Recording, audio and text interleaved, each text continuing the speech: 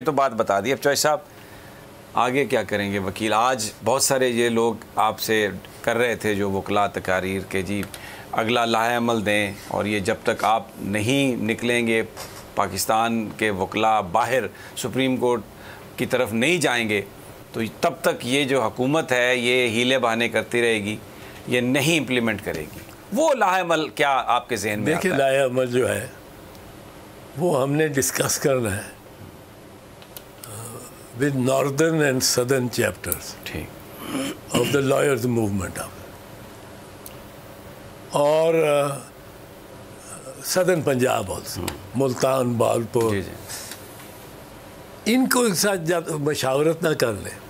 ہم نے اس دفعہ سوچا کہ یہ کور ایک گروپ ایک caucus of 50 senior lawyers کر کے دیکھیں تو صحیح کہ کیا اس میں کوئی اس میں رنگ بنتا ہے، کوئی اس کی آواز اٹھتی ہے، کوئی اس کی گونج آتی ہے.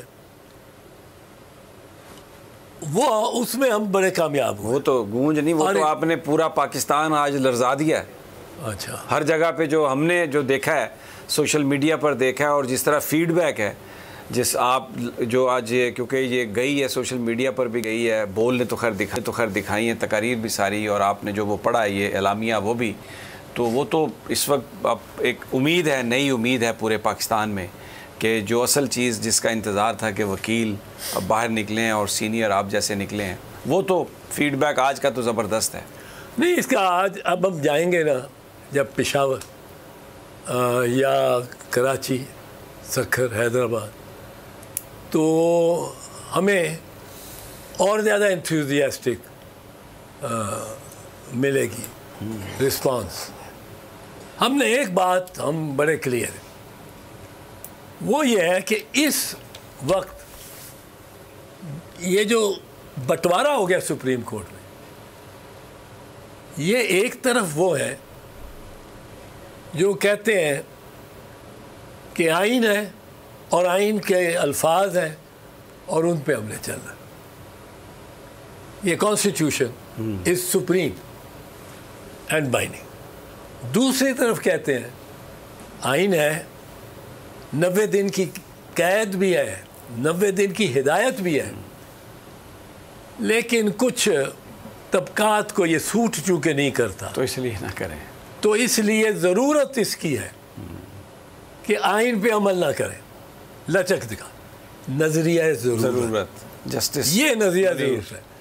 نظریہ ضرورت ہے، نظریہ ضرورت تسلیم کرتا ہے کہ آئین کا یہ منشا ہے، اور اس کے بعد کہتا ہے اس منشا سے گریز کرنا لازم ہے کیونکہ مجبوری ہے.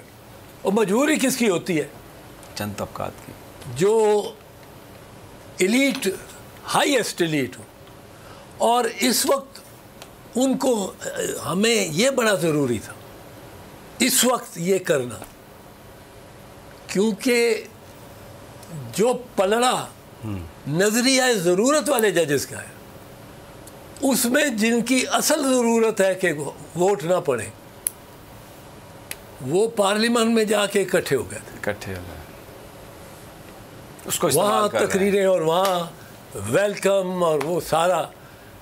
اب ہم کیا اس طرح ہی نظریہ ضرورت کے تحت ہی چلتے رہیں؟ اسی کے غلام آئین کا کچھ نہیں بنے گا. سو نظریہ ضرورت والے ایک طرف ہو گئے، آئین والے عمر عطاب بندیال کے ساتھ. اور عمر پہ بڑا پریشر ہے، مجھے پتہ ہے. عمر، میں آج آپ کو میں نے بتایا نہیں، عمر نے ایک آدھ دفعہ کسی تقریر پہ ایچسن کالج بنا دی، میرے اسکول سے، میرے سے خاصا 16 سال جونیئر، پر میرے اسکول سے. پھر میرے کالج کیمبرج میں میرے وہاں ریکمنڈیشن میں ہو گیا، اور بڑا سلجھاوا شخص ہے، سافٹ سپوکن، بہت وزادار، یعنی مطلب تصور نہیں کیا جا سکتا کہ کبھی وہ ہارش ورڈز بھی یوز کرتے ہوں گے. اور اس کا یہ بھی ہے کہ وہ اس سے توقع ہر طرف سے، میری طرف میں بھی یہ توقع کرتا تھا کہ وہ کوئی نہ کوئی مصلحت کر لے گا، پر وہ ڈٹ کے کھڑا ہو گیا، کوئی کمپرومائز نہیں۔ نہیں، اس نے کہا نہیں یہ اور اس کے ساتھ جو کھڑے ہیں، جو باقی منیب اختر، اعجاز الحسن، عائشہ ملک صاحبہ، رضوی صاحب، مظاہر صاحب جو ہیں، ان کا تو انہوں نے باقاعدہ، آپ کو پتہ ہے نا کتنا اسکینڈلائز کرنے کی کوشش کی ہے انہوں نے، یعنی ذاتی حملے۔ انہوں نے تو وہ تصویریں لگا کے جلسوں میں اتنی بڑی بڑی، کبھی یہ بھی سوچا آپ نے سپریم کورٹ کے سٹنگ ججز کی تصویریں جلسوں میں لگا کے اور ان کی نیمنگ اینڈ شیمنگ کی جا رہی ہو۔